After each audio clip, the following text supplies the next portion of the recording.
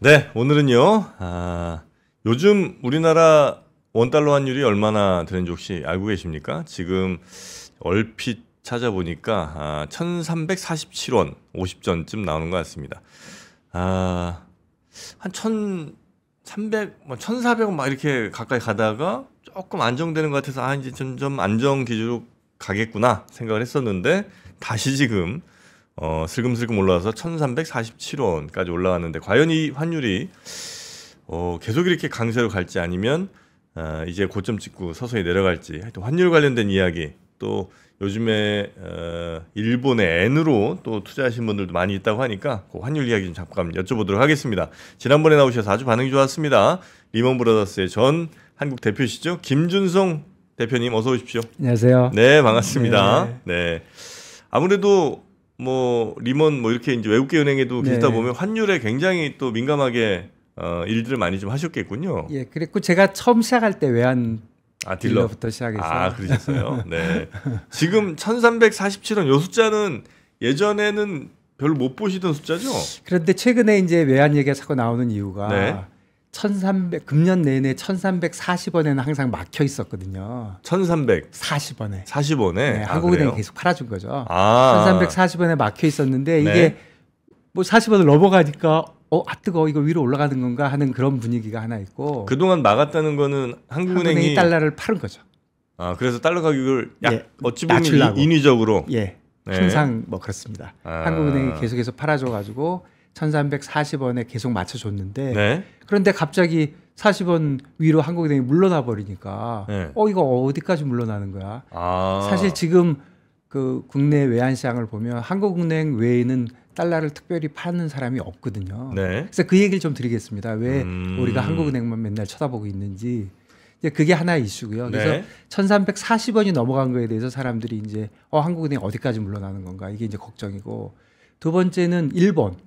예나가 사실 제가 한 열흘 전쯤 나왔을 때 150쯤 됐었는데 별 얘기 없었잖아요. 네. 그때 네거티브 이자에서 올렸는데 달러엔이 오히려 올라갔다 이런 얘기 했는데 이게 152 근처에 가니까 152가 기억나신지 모르겠는데 2022년 10월에 한 1년 반 전에 거기서 BOJ가 달러 셀링 개입을 했던 레벨이거든요. BOJ가 달러 셀링? 달러 파는 거를 시장에서 한 거죠. 아주 대규모로 팔았습니다. 그런데 그때 가격이 151.95였어요. 네. 근데 이번에 151.97을 갔거든요. 그러니까 여기 넘어가면 또 팔지 않겠냐. 그런데다가 BOJ는 일본은 우리나라보다 뭔가 이렇게 프로토콜에 맞춰서 뭘 하잖아요. 네. 그러면 개입하기 전에 우리 불편해. 네. 개입할 수도 있어. 네. 하고야 말 거야. 네. 이런 얘기를 쭉 하거든요. 네. 근데 그게 좀 정해져 있는데 이번에 거의 마지막 수준의 얘기를 했거든요. 그러니까 지금 당장 오늘이라도 일본은행이 개입을 한다 하더라도 하나도 이상하지 않은 그런 레벨에 와 있다 보니까 갑자기 요즘 주식시장 좋아서 누가 환율 잘 안 보는데 갑자기 환율 얘기가 나오고 있는 거죠. 환율이 이렇게 강할 거는 이유가 뭐예요? 환율이 강하려면 그 나라 경제가 엄청 좋든가 아니면 금리가 막 높아갖고 그 나라 돈 가치가 세지거나 이런 거잖아요. 그렇죠. 우리 지금 현재 미국이 그 상황이라. 아니, 첫 번째는 뭐니 해도 환율이라는 거는 두 나라의 관계잖아요. 그렇죠. 두 나라의 관계니까 항상 두 나라를 상대적으로 비교를 해야 되거든요. 네. 그런데 결국 모든 게 미국이 중심이니까 이제 미국 대비해서 하는데, 그래서 이제 달러 인덱스라고 한 6개 통화를 이렇게 메이저 통화들 해가지고 이제 만들어 놓은 인덱스도 있고 한데 기본적으로 달러가 좀 강세인 거죠. 달러가 왜 그럼 달러가 강하냐 하면 전체적으로 글로벌리 달러가 약하지가 않아요. 연초에 사실은 달러가 좀 약할 것이라고 생각했던 가장 큰 이유는 이자율 차이거든요. 예를 들어서 달러 이자율이 원화 이자율보다 지금 더 높잖아요. 그렇죠. 네. 그러면 달러를 사갖고 있으면 이자가 더 많이 나오고 환율만 가만히 있으면 더 좋으니까. 그래서 단기적으로 볼 땐 이자율이 높으면 그 나라의 환율이 강세가 되거든요. 네. 근데 금년 초에 어떤 생각을 많이 했냐면 미국이 달러를 이자율을 내릴 거잖아. 근데 그게 좀 지연되고 있지만 어쨌든 내릴 거잖아. 네. 그런데 중국은 경기가 나쁘니까 조금 이자를 올릴 것이고 일본은 어차피 빵인데 더 내릴 것도 없고 우리나라도 뭐 잘 안 내리고 이러면 이자율 차이가 달러가 내려오면서 좀 줄어들면서 달러가 약세가 되지 않겠느냐 이런 생각을 사실 많이 했는데 네. 실제로 그런 일이 별로 안 벌어지고 있는 거죠. 그러다 보니까 전체적으로 글로벌 달러가 좀 강하고 그다음에 이제 한국하고 일본하고 중국은 각 나라의 개별 이슈가 좀 있습니다. 그러다 보니까 최근에 이제 달러가 좀 강세다 이렇게 봐야 될 것 같습니다. 네네네. 그럼 이제 이 달러라는 게 달러 원 환율인가요 지금 우리가? 그래서 제가 그 말씀 잠깐 드리면 외환시장 얘기할 때 사람들이 다 헷갈리는 게 환율이 올랐다. 원달러가 올랐다 그러면 이게 달러가 오른 거야, 원화가 오른 거야, 달러가 강세가 된 거야, 원화가 강세가 된 거야 매번 헷갈리잖아요. 네네. 근데 사실은 트레이더들도 마찬가지입니다. 트레이더들도 짧은 시간에 거래를 해야 되는데 이게 특히 이게 국제 간에 하잖아요. 네. 그런데 뭐 외환 트레이더들이 다 영어 잘하는 거 아니거든요. 네. 그러니까 이게 말이 헷갈릴 수가 있으니까 굉장히 좀 정해놓고 합니다. 네. 헷갈리지 않게 하려고. 네. 그래서 그런 굉장히 간단한 관행이 있거든요. 외환시장에서 아주 굉장히 간단한데요. 우선 모든 외환 거래는 달러를 중심으로 되니까 네. 두 가지 나라의 통화가 있으니까 어떤 나라의 기준 통화가 하나 있어야지 할 거잖아요. 1달러에 1,350원이다. 네. 이러든지 1원이 0.0001달러다. 둘 중에 하나는 해야 되잖아요. 그러니까 그거를 정하는 거는 야 무조건 달러를 기준으로 하자. 네. 1달러에 얼마로? 네, 그걸로 하자. 그게 이제 큰 관행인데 몇 가지 예외가 있습니다. 네. 영국이 항상 뭐 미국 알기를 좀 그렇게 아니까 영국이 야 최소한 우리나라 건 우리나라부터 해야 되겠다 그래서 영국, 유로, 뭐 호주 정도만 그쪽을 먼저 기준으로 합니다. 1유로에 1파운드에 얼마? 그렇게. 예. 몇 달러 이렇게 그렇죠. 한다고요? 그러니까 지금 보통 유로 달러 이런 게 1.08이라고 하면 1달러가 1.08 유로가 아니라 1유로가 1.08달러거든요. 유럽은 자존심이에요? 뭐 그런 것 같아요. 모르겠습니다. 그래서 어쨌거나 예전에 파운드만 그랬거든요. 사실 예전에 달러하고 마르크, 독일하고 할 때는 달러가 기준 통화였는데 어쨌든 영국이 뭐 우겼는지 하여간 모르겠는데 이거야 뭐 정하는 거니까 큰 의미는 없고 그러다 보니까 달러가 모든 곳에 기준 통화고 한 몇 나라만 예외인데 그냥 우리가 알고 있어야 되는 나라는 영국, 유로, 그다음에 호주 뭐 이 정도? 이 정도 보시면 되고 제가 이 말씀을 길게 드리는 더 중요한 이유는 그래서 보통 기준 통화를 먼저 얘기합니다. 그러니까 달러 원, 달러 옌, 유로 달러, 파운드 달러, 달러 캐나디안 달러 이렇게 하는 게 관행입니다. 그런데 우리나라에서는 원 달러라고 부르잖아요. 그렇지만 1원에 달러 0.00001 이렇게 하는 게 아니잖아요. 그렇죠. 그러니까 우리가 조금 우리나라에서만 원 달러라고 좀 합니다. 제가 보니까. 원래 달러 원이라고 해야 정상인 거예요? 정상인 건 아니지만 정하면 되니까 의미만 통하면 되지만 국제적인 관행은 달러 원이죠. 그러니까 이 달러 원이라는 게 결국은 어떻게 되나? 달러 슬래시 원 이렇게 갖고 그러니까 달러 원이면 달러 원이면 달러 분의 원화죠. 달러 분의 원화. 그렇죠. 달러 분의 원화. 그런데 부르기는 분모부터 부릅니다. 달러 원. 그래서 원 달러라는 말은 우리나라 분들이 그 뭐 파운드하고 비슷하게 우리 그냥 원 달러라고 많이 부르죠. 그래서 사실은 의미는 달러 원이고 달러 원이 우리가 맞다. 원옌이라고도 하잖아요. 그것도 사실은 옌 원이 맞는 소리입니다. 보통은 뭐 상관은 없는데 100엔에 얼마 뭐 이렇게 하니까. 그러니까 이제 어떻게 하냐면 모든 거를 달러로 하는데 가끔 달러를 빼고 나머지 국가들끼리도 하고 싶잖아요. 그러면 그때도 그냥 유동성이 좀 많은 통화를 기준 통화로 합니다. 그러니까 일본하고 우리로 하면 아무래도 뭐 기분은 좀 나쁘지만 일본이 좀 유동성이 많으니까 일본 예나에 대해서 원화가 얼마 이렇게 하는 거죠. 그런 식으로 다 하는데 원화하고 예나는 또 뭐가 있냐면 그렇다면 지금 달러 옌이 150쯤 하고 달러 원이 1,350원쯤 하니까 나눠 보면은 뭐 9점 얼마 이렇게 나오잖아요. 8점 얼마. 근데 그렇게 안 하고 거기다 100을 곱해가지고 900원, 뭐 890원 하잖아요. 그것도 그냥 우리나라 관행입니다. 우리나라 관행이지. 근데 사실은 그거는 뭐 우리나라와 일본만에서 쓰는 말이니까 별로 뭐 이렇게 쓰나 저렇게 쓰나 상관없는데 네. 대부분의 경우는 결론만 좀 요약하면은 모든 통화는 달러를 중심으로 한다. 예. 부르는 방법은 달러를 기준 통화로 한다. 영국 관련된 몇 개가 예외가 있다. 네. 그다음에 나머지 커런시끼리 할 때는 뭐 유동성이 많은 통화를 중심으로 한다. 그러니까 그리고 부를 때는 그 통화 먼저 부른다. 그다음에 환율이 올랐다. 이렇게 네. 얘기하면 숫자가 커졌다.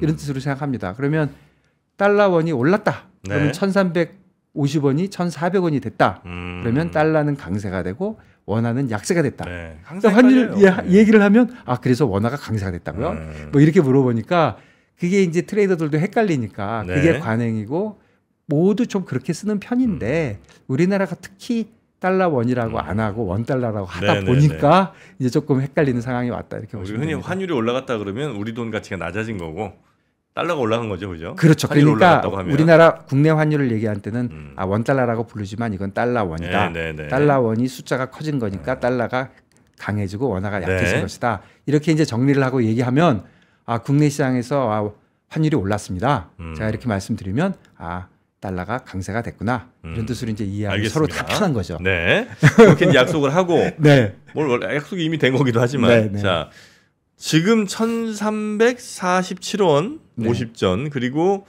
3월 27일로 지금 아마 나오는 것 같은데요. 1,352원 53원 가까이 아마 잠깐 장중에 찍은 네. 것 같습니다. 어떻게 더 가요? 이제 더 가고 덜 가는 것보다도 네. 어떤 거를 좀 제가 설명드리고 싶냐면 예. 이제 말씀드리고 싶냐면 우리 뭐 S&P도 그렇고 뭐 우리 주식도 그렇고 네. 항상 레벨을 얘기하잖아요. 네. 뭐 3,000이 어쩌다, 2,800이 어쩌다 그러지만 달러 원을 보면 네. 뭐 1,310원 불과 한 3주 전에 1,310원이었거든요. 음흠. 그게 1,340원 될 때 30원 오를 때는 사람들이 아무 말도 안 했는데 40원이 탁 넘으니까 난리를 치잖아요. 그 이유가 뭐냐면 네. 저도 자꾸 원달러라고 얘기하는데 네. 달러원의 레벨이 있는데 레벨이 되게 중요합니다. 그래요? 특정 레벨들이 왜 그러냐면 네. 한국은행이 팔기 때문이에요. 그 자리에서. 예를 들어서 1,250원, 1,300원, 1,350원, 뭐 1,400원 이렇게 예. 이제 한국은행이 팔아주는데 네. 그러면 한국은행 파는 게 왜 그렇게 중요하냐는 거를 좀 이해를 하려면 네. 제가 간단하지만 좀 설명을 드려볼게요. 네. 국내 외환 시장은 뭐 달러 예엔이나 유로 달러처럼 완전하게 개방돼 있는 시장이 아니거든요. 네. 그러니까 국내 시장은 이렇게 생각하시면 됩니다. 박스가 하나 있어요. 박스. 네. 이런 박스가 하나 있는데 거기에 달러가 들어갑니다. 그래서 그 달러가 넘치잖아요. 박스가 넘치면 갈 데가 없어요. 무조건 한국은행이 가져가야 돼요. 그 박스 안에 달러가 모자라잖아요. 그럼 방법이 없어요. 한국은행이 넣어주는 수밖에 없어요. 근데 박스의 크기는 변합니다, 사실. 네. 예를 들어서 국내에 있는 사람들이 달러가 오를 것 같아. 뭐가 네. 어쨌든 간에 갑자기 보유하던 사람이 늘어나면 이 박스가 좀 크기는 변하지만 그 크기는 쉽게 변하는 게 아니거든요. 네. 그러니까 뭔가 모자라면 무조건 한국은행이 넣어줘야 되고 남으면 한국은행이 무조건 가져와야 됩니다. 항상. 그러다 보니까 요즘 경우에는 우리가 전체적으로 달러가 모자라거든요. 그러니까 원달러가 올라가든 저도 자꾸 원달러라고 해요. 달러원이 올라가든 네. 달러원이 내려가든 네. 한국은행은 달러를 마켓에 계속 넣어줘야 돼요. 넣는다는 뜻은 한국은행이 달러를 팔아줘야 돼요. 내려갈 때도 올라갈 때도. 그러니까 그 파는 레벨이 한국은행 마음이잖아요. 네. 그러니까 한국은행이 어떤 마음을 갖고 있는지가 이제 관건인 거죠. 근데 최근에는 지금 말씀해 주신 대로 네. 달러가 강세가 되다 보니까 이게 쭉 위로 올라가는 분위기인데 그러면 한국은행이 파는 레벨을 어딘가 딱딱 이렇게 막아주고 있는데 그게 움직일까 봐 하는 거거든요. 네. 그러니까 예를 들어 보면은 2022년 10월이 그 이전에 기억나십니까? 킹달러 어쩌고 하고 뭐 달러가 났잖아요. 네. 그때 레벨을 보면 아까 얘기했던 달러 인덱스가 114였어요. 네. 그리고 달러 예인이 152 그리고 원달러가 1,445원이었어요. 네. 그러니까 뭐 1,450원 잡으면. 그리고 좀 왔다 갔다 하다가 다시 1년 지나서 2023년 10월에 다시 달러가 상당히 강세가 됐는데 네. 그때 레벨이 달러 인덱스는 107, 114에서 107로 내려온 거예요. 뭐 한 꽤 내려왔죠. 그런데 달러에는 똑같아요. 152. 그리고 그때 원 달러가 1,360원이었어요. 네. 지금 달러 인덱스 104예요. 그런데 얘는 또 152. 얘는 그냥 하루 종일 150이에요. 달러 네. 오를 때는. 그리고 우리는 1,340원이라고 생각하고 있었어요. 네. 바로 며칠 전까지. 네. 왜냐면 한국은행이 1,440원에 팔아주니까. 그런데 갑자기 왜 1,440원에서 밀려버리지? 1,350원까지 밀렸다가 그러면 1,350원에서 안 팔아줬냐? 네. 제가 보기에 매일매일 팔고 있어요. 이 박스에 달러가 모자라기 때문에 계속 넣어주는데 야 이게 한 번 밀렸으니까 예전에 밀렸던 1,360원으로 밀리는 거 아니야? 그 걱정. 두 번째 1,360원도 밀려버리면 1,450원까지 밀리는 거 아니야? 이런 걱정이 있는 거죠. 그러니까 예전에는 달러 인덱스가 높아서 당연히 달러 인덱스가 높으면 우리 따라가죠. 달러원이 네, 따라가죠. 올라가겠죠. 예, 예. 우리 돈 가치가 낮아지겠죠. 네. 상대적으로. 네. 그래서 이제 뭐 굉장히 높은 가격이 네. 형성이 됐었던 거고. 그게 이제 114 정도의 달러 인덱스가 있었을 때 얘기고. 네. 그다음에 107쯤 됐으니까 그보다는 좀 낮아지지만 어쨌든 그래도 뭐 아주 낮은 건 아니니까 우리 환율이 조금 이제 튀긴 했었어도. 네, 근데 비율로 보면 네. 114와 117, 1,450과 1,360을 보면 비슷합니다. 호은지 비슷한 네, 거고. 비슷한데 지금은 104 정도까지 내려왔는데 네, 달러 인덱스는 내려왔는데 요거는 우리 환율은 올라가고 있는 거죠. 올라갔다. 그러니까 우리 돈 가치가 여전히 상대적으로 더 낮아졌다는 그렇죠. 거잖아요. 그 말씀부터 드리면 네. 아시아 커런시들이 다 나빠졌어요. 그러니까 상대적으로 환율이 올랐어요. 네. 그 이유를 보면 각 나라별로 좀 다른데 네. 제일 쉬운 거 중국부터. 중국 경기가 워낙 나쁘잖아요. 경기가 워낙 나쁘고 그러니까 경기를 살리고 이러려면 달러가 강한 것보다는 약한 게 낫거든요. 네. 그러니까 그쪽으로 가고 있는 것이고 얼마 전에 또 살짝 올리려는 의도도 보여줬잖아요. 네. 그랬고 일본은 뭐 저번에 제가 나왔을 때 여러 번 설명했지만 달러와 예나의 이자율 차이 때문에 뭐 예나가 계속적으로 약세가 되고 있고 일본 경제는 나쁘지 않은데 네, 괜찮은데. 계속 그렇고 예. 우리나라는 사실 조금 안 좋은 게 몇 개 있죠. 우리는 아까 얘기한 대로 이 박스 안에 있기 때문에 네. 중요한 게 수급이거든요. 첫 번째 수급은 뭐니 해도 수출 수입, 경상수지 뭐 이런 거잖아요. 그게 수출 괜찮다면서요, 우리. 그래도 아직도 괜찮을 거라고 생각하는 거지 실제로 돈이 들어온 건 아니에요. 또 아니고 예전에 비하면 또 나쁘고 그리고 그거보다 비슷하거나 더 중요하게 자본 돈이 왔다 갔다 하는 거. 네. 그러면 요즘 해외 주식 자금이 한 몇 조 한 10조 뭐 1조 뭐 들어왔잖아요 최근에. 외국 기업이 한국에 들어와서 투자는? 달러를 사는 거. 네. 그게 들어왔지만 그건 사실 우리 전체 사이즈에 비하면 굉장히 작은 돈이거든요. 그리고 더 중요한 거는 우리 국내에 있는 기업들이 국내에 있는 개인들이 해외로 나가는 금액이 정확한 제가 통계는 모르지만 훨씬 더 많을 것 같아요. 네네네. 개인들뿐 아니라 그리고 뭐 요즘 회사들이 국내에 공장 짓는 거 봤습니까? 자의반 타의반으로 해외에서 지라고 하니까 그러니까 그런 돈도 다 나가는 거거든요. 그러니까 이 실물 쪽에서 또 금융 쪽에서 또는 자본시장 쪽에서 우리 그 수급이 달러가 자꾸 나가는 거죠. 그러니까 한국은행은 계속 넣어줘야 되고 네네. 그러니까 한국은행이 넣어줘야 되는 레벨은 한국은행이 정하는 거니까 그런데 한국은행이 아주 능력이 없는 데라면 네. 야 니네들이 뭐 결정해봐야 되겠어 하는데 우리나라 한국은행 능력이 있죠. 중국도 능력이 있고 일본도 능력이 있습니다. 네. 왜 그러냐면 세계 외환보유고 1등이 뭐 아시겠지만 중국이에요. 네네네. 2등이 일본이고 네. 우리가 8등입니다. 네. 뭐 괜찮은 나라예요. 네. 그러니까 지금 중국이 3조 3천억 달러, 일본이 1조 4천억 달러, 우리가 450 빌리언이니까 4,500억 달러 이 정도 있거든요. 이러면 작은 금액이 아니거든요. 네. 그러니까 달러를 팔아줄 힘이 있는 거죠. 힘도 있고 이제 의지는 그 나라 경제 상황에 의해서 봐야 되는데 한국은행은 의지가 좀 있다고 지금 보는 거죠. 그런데 저 의지가 꺾이나 요번에 밀리나 그런 걱정이 지금 많은 거죠. 의지라는 거는 뭐 얼마에 대한 의지인 거예요? 아니면 외환 시장이 막 출렁이지 않을 거를 좀 잘 지켜보겠다. 이런 우선 첫 번째는 중앙은행이니까 너무 많이 움직이는 거는 어느 나라들 싫어하니까 그런 것도 막지만 문제는 사실은 절대 레벨도 있다고 봐야죠. 지금 그냥 1,350원 이상은 안 해야지. 뭐 펀더멘탈리 보면 사실 제 개인적인 생각으로는 더 가는 게 맞아 보이거든요. 아, 1,400원 뭐 이렇게 가는 게 맞아. 1,400원 이렇게 가는 게 맞아 보이는데 한국은행이 야 그렇게 되는 거는 싫어. 그러니까 뭐 예를 들면 한국은행 계신 분들 머릿속을 한번 보면 야 이게 미국 이자율과 한국 이자율 차이가 좀 벌어져 있는데 아무래도 미국 이자율이 높다 보니까 자꾸 달러가 해외로 나가다 보니까 원달러가 위로 올라가는데 이게 올라가는 게 가속화되면 사람들이 더 나가지 않겠냐. 그러니까 외환을 좀 막아줘야 좋겠고 또 외환을 어느 정도 막아줘야 우리도 이자율을 내릴 수가 있잖아요. 모르겠어요. 이자율을 내리는 게 우리나라에 좋은 건지 나쁜 건지 모르겠는데 이자율을 내리면 뭐 집값이 오를 수는 있겠지만 우리 경기가 나쁘기 때문에 이자율을 내리는 게 경기를 봐선 좋거든요.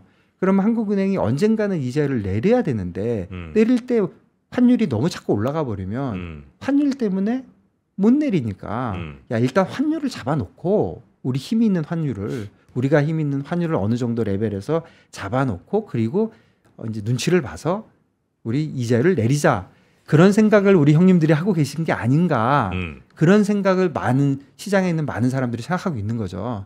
그래서 사실은 1,360원에 2023년 10월에 한번 막았기 때문에 그게 이제 1,280원인가까지 내려갔다 올라올 때 1,360원에 또 막나하고 사람들이 보고 있었는데 의외로 1,340원에 몇 달 동안 그냥 자루 줄긋듯이 막았어요. 그러니까 1,340원 이상은 우리 형님들이 절대 싫어하시는구나. 그런데 요번에 뜨거? 왜 마음이 변했나? 왜 변했지? 뭐 이제 이런 생각을 하는 거죠. 1,340원쯤 되면 하여튼 한국은행이 뭐 정확히 그 시장 개입인지 모르겠으나 하여튼 계속해서 돈을 풀면서 더 이상 올라가지 못하게 한 관리를 해주셨는데 그 레벨이 어차피 해야 되는데 조금 올라간 게 아닌가 하는 의심을 하는 거고 한국은행은 뭐 공식적으로 개입했다는 소리를 못합니다. 환율 조작국 이런 얘기가 나오지만 뭐 지나가는 사람 다 아는 거죠. 한국은행 아니면 팔 사람이 없고 개통 같은 레벨에서 누군가 계속 팔고 있으니까 무조건 한국은행인데 뭐 그런 상황이 계속되고 있는 거죠. 그래서 1,340원쯤이었다고 시장은 이제 파악하고 있다고. 왜냐면 뭐 뻔히 보이니까. 지금 이제 그거는 한국은행이 놓은 것 같다. 그럼 그 다음에 1,350원쯤 됐을 때 돈이 또 나온다면 또 나왔어요. 또 나왔는데 계속 나오고 있는데 전에는 1,340원 이렇게 하나 정해놓고 그냥 무자르듯이 하는데 이분들이 자꾸 왔다리 갔다리 하니까 이게 헷갈리는 거죠. 왔다리 갔다리 하니까 이게 혹시 1,360원까지 밀리는 거 아니냐. 1,360원이 사람들이 또 머리가 왜 골치가 아프냐면 그 23년에 많이 오를 때 1,360원에서는 진짜 세게 팔아줬거든요. 그러니까 헷갈리는 건데. 작년 9월쯤이네요. 그게. 그렇죠. 작년 23년 10월. 그래서 9월 10월. 왜 그러면 아까 얘기한 우리가 박스에 있느냐 이 얘기를 아주 간단하게 설명드리면 달러 엔이나 유로 달러는 누구라도 빌리고 빌려주고 다 할 수 있어요. 근데 달러원을 생각해 보시면 우선 국내 입장하고 해외 입장을 생각해 보면 아까 수출입이 되고 자본이 되는 그런 실수요는 뭐 누구나 할 수 있어요. 내가 한국 주식 사고 싶어. 그러니까 나 달러 팔을게. 외국 사람이 오케이. 나 미국에 뭐 나스닥 사고 싶어요. 그래서 달러 샀어요. 아니면 나 수입 대금 할 거예요. 그래서 달러 샀어요. 이거 다 좋은데 문제는 이제 투기적인 수요거든요. 오를 것 같으니까 달러를 좀 사야겠네. 내릴 것 같으니까 달러를 팔아야 되겠네. 이런 건데 국내인을 먼저 생각을 해보면 이 박스 안에는 이제 두 명이 들어있다고요. 국내인과 외국인. 안에 들어있는 건 아니지만 박스를 이제 갖고 노는 사람이. 내국인을 보면 우리 내국인들은 달러를 살 수 있나요? 살 수 있죠. 달러 원하면 사시잖아요. 예금할 수 있잖아요. 그러니까 국내 사람들은 달러를 다 누구나 살 수 있어요. 그래서 그걸 예금을 해놓고 안 써도 돼요. 몰라 너무 많이 사면 뭐라 그러나? 그러니까 사갖고 있을 수가 있어요. 그러면 달러가 오를 때까지 가질 수가 있어요. 문제는 국내 사람들이 달러를 팔 수 있습니까? 팔 수 있냐? 달러를 팔려면 팔 수 있죠. 달러가 있으면 팔 수 있죠. 없으면. 없는데 어떻게 팔아요? 그렇죠. 국내에서 달러를 팔으려면 내가 지금 달러는 없는데 달러가 빠질 것 같아요. 그러면 달러를 빌려야 팔 거 아니에요. 그렇죠. 빌려야 팔 거잖아요. 근데 국내는 기업을 생각해 보시면 기업이 외화 대출이잖아요. 네. 외화 대출은 아직도 용도가 있어야 됩니다. 어디다 쓸 거야? 하고 물어보거든요. 정부에서 뭐 은행을 통해서 이 돈 너 차관 받아서 그 차관이라고 부르잖아요. 이거 대출 받아서 어디다 쓸 건데? 그래서 물어봐요. 그래서 아직도 뭐 허가인지 시군지 모르겠지만 허락을 받아야 되고 거기에 대해서만 딱 써야 돼요. 그러니까 그걸 가지고 투기는 할 수 없는 거예요. 써야 되는 데가 정해져 있으니까. 그다음에 개인들은 달러를 빌릴 수 있습니까? 소액은 빌릴 수 있을지 모르지만 큰 금액은 못 빌릴 것 같아요. 그러니까 국내에서는 달러를 살 수는 있어요. 왜냐하면 내가 원화가 있으니까. 근데 달러를 팔 수가 없어요. 왜 그러냐면 빌리질 못하니까. 그런 게 있고 그러면 이런 질문을 할 수 있어요. 야, 은행은 달러 마음대로 빌리잖아. 신한은행은 시티뱅크 뉴욕에서 돈 마음대로 빌리잖아. 그러면 걔네들을 빌리니까 걔네들이 팔면 되지. 하지만 은행에는 포지션 리밋이라는 게 있어가지고 외환을 사고 파는데 한도가 있고 특히 현물에서는 단 1달러도 못 팔게 돼 있어요. 모든 은행이. 아, 그래요? 예. 그러니까 그게 우리나라의 큰 규정이죠. 그러니까 내가 예를 들어서 신한은행이 달러를 팔고 싶다. 달러를 마음대로 빌릴 수는 있어요. 뉴욕에서 빌릴 수는 있는데 단 1달러도 못 파는 거예요. 그러니까 은행은 빌릴 수는 있지만 팔지를 못해서 기업이나 개인은 달러 자체를 빌리지를 못해서 달러를 팔 수가 없는 거예요. 그러니까 내국인들은 달러를 살 수는 있지만 팔지를 못해요. 뭐 그런 상황이에요. 그러니까 한쪽 팔이 끊어졌죠. 이제 외국인을 보면 외국인이 달러 우리나라에 들어와서 팔 수 있습니까? 달러 팔아갖고 원화 살 수 있어요? 뭐 있겠죠. 있죠. 있으면 그 원화가 생기잖아요. 예전엔 안 됐지만 그 원화를 우리나라 은행에다가 예금하면 돼요. 그게 자유원 계정이라는 거예요. 아유, 어렵다. 이름은 어렵지만 어쨌든 외국인도 달러를 팔면 그 원화를 국내 은행에다 예치할 수 있어요. 해외에다가는 예치 못해요. 해외에다 예치를 못하게 돼 있어요. 만일에 유로 달러라는 말 들어보셨어요? 유로원? 유로원은 그러니까 유로옌. 그러니까 그 환율이 아니고 유로 달러 계정. 뭐 이런 얘기를 예전에 많이 했잖아요. 그게 무슨 말이냐면 미국에 있지 않은 달러를 유로 달러라고 부르거든요. 미국 사람이 가지고 있지 않고 예를 들어서 영국 사람이 자기 영국 은행에 달러 예금을 하고 있는 그 달러. 그게 유로 달러라고 그래요. 그걸 왜 유로라고 부르는지는 모르겠지만 한국은 안 되고 뭐 독일에 있는 어떤 사람이 옌을 가지고 있는데 그 옌을 자기 독일 은행에다가 예치를 하고 있으면 그게 유로 옌이에요. 그러니까 그 나라가 아닌 해외에 있는 그 나라의 통화를 유로 뭐라고 부르는 거거든요. 그러면 우리나라 돈이 해외에 있으면 그게 유로 원화거든요. 근데 유로 원화는 우리가 인정을 안 해주고 있어요. 그러면 다시 돌아가면 간단하게 설명할게요. 외국인은 달러를 팔고 싶으면 팔면 돼요. 나 달러 있으니까. 그거 팔아가지고 국내에다 약간 넣어놓으면 돼. 그게 자유원화든 뭐 유로원이든 뭐든 간에. 그러고 있다가 달러가 이제 빠지면 되사면 되죠. 그럼 이제 투기적인 게 되는데 외국인이 달러를 살 수 있어요? 외국인이 달러 살려면 어떻게 해야 돼요? 원화를 줘야 될 거 아니에요. 큰일인데. 달러를 샀으니까 원화를 줘야 되잖아요. 근데 외국인이 원화가 없으니까 원화를 빌려야 되겠죠. 외국인한테 원화 빌려줍니까? 안 빌려주죠. 그러니까 외국인은 팔 수는 있지만 살 수가 없어요. 국내인은 살 수는 있지만 팔 수가 없어요. 거기 이제 우리나라의 환율 시장이라는 시장이죠. 거예요. 이게 환율 시장이에요. 구조가. 그러니까 이 박스가 플레이어가 크게 두 명인데 한 명은 살 수만 있고 한 명은 팔 수만 있어요. 그러니까 이게 자유롭지가 않은 거죠. 그러다 보니까 박스가 생긴 거예요. 그러니까 박스에서 도망을 못 가니까. 박스라는 게 뭐예요? 도대체? 그러니까 시장의 규모, 우리나라 원달러의 규모, 팔 수 있는 달러. 그 시장의 규모가 그러니까 거래량이 아니라 우리가 가지고 있는 달러, 팔 수 있는 달러가 정해져 있는 거죠. 그게 예를 들어서 내가 수입을 할 자금을 앞으로 줘야 되니까 달러를 내가 좀 갖고 있을 수 있잖아요. 그런 거주자 예금들을 다 모아서 뭐 이런 식으로 우리나라가 지금 시장에서 거래될 수 있는 대기하고 있는 달러라고 얘기할까? 그런 박스가 있는 거예요. 그런데 이 박스를 운영하는 내국인과 외국인이 다 한쪽 팔은 다 잘려 있어요. 한 명은 오른쪽 팔이 잘려 있고 한 명은 왼쪽 팔이 잘려 있어요. 네. 그러니까 이게 시장이 움직일 때 달러가 모자라거나 남을 때 이 사람들이 시장을 이렇게 자유로운 손이 움직여줘야 되는데 손 하나를 다 잘라 있는 외팔이들만 하고 있으니까 시장이 항상 모자라거나 남을 때 그게 다 한국은행이 도와줘야 되는 거예요. 그러니까 이거는 우리나라 시장을 이렇게 운용하기 때문이거든요. 이게 다른 나라도 그래요? 안 그렇죠. 자유로운 나라들은 전혀 이런 게 없죠. 우리나라만 그래요? 우리나라하고 아직 개방이 안 돼 있는 뭐 그런 나라들만. 그렇죠. 일부. 중국도 그래요. 근데 중국은 우리보다 더 심해요. 네네. 중국은 우리가 더 심하고 완전히 열려 있는 나라와 이제 외환을 통제하는 나라가 있는데 우리나라도 아직도 외환을 통제하고 있다. 네네네. 그러다 보니까 말이 길어졌지만 한국은행이 그렇게 중요하다. 형님들의 생각이 너무나도 중요하다. 네. 그래서 그런 거죠. 그러면 네.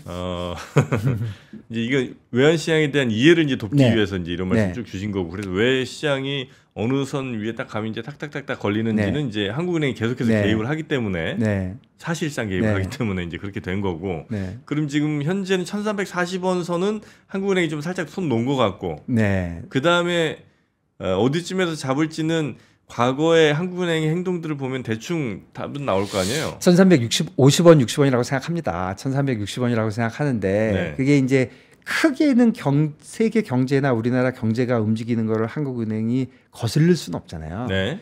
그렇지만 이 정도 상황, 여기서 큰 상황이 변하지 않으면 1360원 아니면 다시 1340원으로 마음을 돌리셔가지고 내릴 수도 있는데 거기에 관련된 큰 변수가 이제 두 가지가 있는 것 같아요. 제 생각에는. 네. 그게 하나는 엔화, 달러 엔. 달러 엔이 150에 왔다 갔다 하잖아요. 근데 그게 만일에 위로 뚫려버리면 네. 그러면 원화도 달러 원도 좀 따라 올라갈 것이라 이렇게 생각이 되고 또 하나는 최근에는 위안화. 위안화는 움직임이 크진 않는데 네. 잠깐 위안화 얘기를 해보면 뭐 달러 엔 얘기는 워낙 많은 분들이 하셨으니까 위안화는 아까 우리가 얘기했던 박스보다도 더 단단한 박스예요. 위안화는 오늘 안 하시는 게 좋을 것 같아요. 아 그럴까요? 위안화 다 끝나실 것 같아서. 그래서 어쨌든 네네. 위안화가 최근에 약간 위로 그러니까 네. 중국 정부가 약간 위쪽으로 올리겠다는 그런 뉘앙스를 한번 보여줬거든요. 위쪽이라는 거는 위안화 강세? 달러 위안 업 그러니까 위안화 약세. 위안화 약세로 한다고요? 예, 그 픽싱을 잠깐 저번 주에 약간 그런 힌트를 줬어요. 지금 한 7.23쯤 되지 않아요? 예, 맞습니다. 근데 그보다 더 위로? 그 위로 항상 7.2 위안화는 7.2에서 또 계속 막았어요. 한국은행이 1340원 맞듯이. 근데 어느 날 야 나 7.2 이상에서 내가 거래해도 괜찮아 이렇게 힌트를 줬어요. 힌트를 한번 줬기 때문에 그것도 영향을 좀 받았다 이렇게 생각이 되는데 어쨌든 우리나라 지금 시장은 달러 원은 우리나라 상황으로 보면 한국은행이 한 1340원 정도면 좋겠어. 한 1300원에서 1340원이면 좋겠어. 지금 상황에서의 적정 환율이 그 정도라고 한국은행은 생각하는 거죠. 예. 그런데 이게 상황이 변하면 이제 변할 텐데 그렇겠죠. 상황이 둘 다 위쪽으로 변하면 과연 어디까지 변할 것인지 그게 이제 관건이고 물론 달러엔이 뭐 그럴 리는 없겠지만 뭐 내일 아침에 160, 180 막 이렇게 가버린다고 치면 170, 180 이렇게 변한다고 할 때 달러 원이 다 쫓아가진 않을 거예요. 네. 그러면 한국은행이 어디서 막아줄 건지 이런 게 너무너무 궁금한 거죠. 근데 지금 말씀하신 대로 하면 앞으로 그러면 결론만 해서 다 좋은데 그러면 달러 원 어떻게 될 것 같아? 이렇게 나한테 물어보시면 달러 원이 위로 방향이 위로 가는 거는 맞는 것 같아요. 여러 가지 펀더멘탈로. 계속해서? 예. 그러면 어디서 막아주느냐 하는 레벨을 봐야 되고 그리고 아래쪽으로 가려면 우리나라 시장의 달러원은 크게 이제 두 가지인데 하나는 이 글로벌 달러가 움직이는 거 제가 계속 설명하고 있는 거 또 하나는 우리 주식시장하고도 좀 연계가 있어요. 몇 년 전에 글로벌 달러가 안정이 되면 해외에서 자금 들어오고 우리나라 주식이 좋아지니까 우리나라 좋아지네. 그러니까 우리나라 원화가 강세가 되겠네. 그래갖고 달러가 좀 빠졌다고요. 그런데 그런 릴레이션이 요즘 많이 약해졌어요. 요즘 우리나라 주식 좋잖아요. 그리고 외국인 자금 들어오잖아요. 그런데 원달러가 안 빠지잖아요. 그쪽보다는 지금 마켓의 포커스가 약간 외환 쪽의 글로벌 달러의 움직임으로 움직인 거죠. 그러니까 우리 시장이 주식시장이 상당히 좋아진다 하더라도 지금 원달러가 달러원이 내려오기는 좀 어렵다. 그렇다면 그냥 트레이딩하는 사람 입장에서는 내려오면 사자. 올라가는 거는 한국은행 눈치 보고 혹시라도 뭐 1,300원 가면 그냥 사자. 분위기군요. 이렇게 그런 분위기죠. 아. 그러다 보니까 또 잘 안 내려오고. 네네네네. 뭐 그렇게 설명드릴 수 있을 것 같습니다. 알겠습니다. 지금 달러 원 환율이 뭐 계속해서 그 1,360원 뭐 요 근처에서 계속 이제 움직이고 있는 것 같은데 네. 내려오기 좀 힘든 상황이라는 거. 네. 그리고 아마 좀 올라갈 가능성에 조금 더 베팅을 아마 하고 계신 것 그렇진 않습니다. 왜 그러냐면 한국은행이 막아주기만 하면 못 올라가거든요. 그러니까 지금은 이러지도 저러지도 못하는데 일본, 중국 상황을 좀 봐야겠군요. 한 가지 좋은 방법은 한국은행 형님을 믿고 여기서 용감하게 파는 거죠. 로또를 보는 거죠. 네. 그렇게도 그런 방법이 있지만 그것도 겁나니까. 그러니까 그렇게 좀 위로 올라갈 것 같은데 막혀 있고 아래로 내려가면 사고 싶은데 아래로는 잘 안 내려가고 뭐 그런 묘한 상황이다. 네. 이렇게 이해하시면 될 것 같습니다. 요즘 워낙 또 외국 투자하시는 분들이 많으니까요. 네, 또 환율도 한번 저희가 오늘 짚어드렸습니다. 우리 김준성 대표님 늘 깊이 있는 또 인사이트 있는 이야기 감사하고요. 다음 주에 한번 또 더 뵙겠습니다. 고맙습니다. 네, 감사합니다. 네. 자, 오늘 여기서 저희 마무리하고요. 이어지는 오프닝 벨 라이브 많은 시청 부탁드리겠습니다. 저는 내일 아침에 다시 찾아뵙겠습니다. 함께해 주신 여러분 고맙습니다. 장 시작 전부터 종료까지 쏟아지는 수많은 뉴스와 정보들. 이 중에서 어떤 것이 투자에 정말 도움이 되는 정보일까요? 3프로의 증시 셔터맨 박근영 마스터가 직접 정보를 선별하고 투자의 힌트를 드립니다. 시간도 아끼고 투자 아이디어도 얻는 시간, 박근영 부장의 마켓 힌트와 함께 하세요. 자세한 사항은 3프로 TV 앱과 홈페이지를 확인하세요.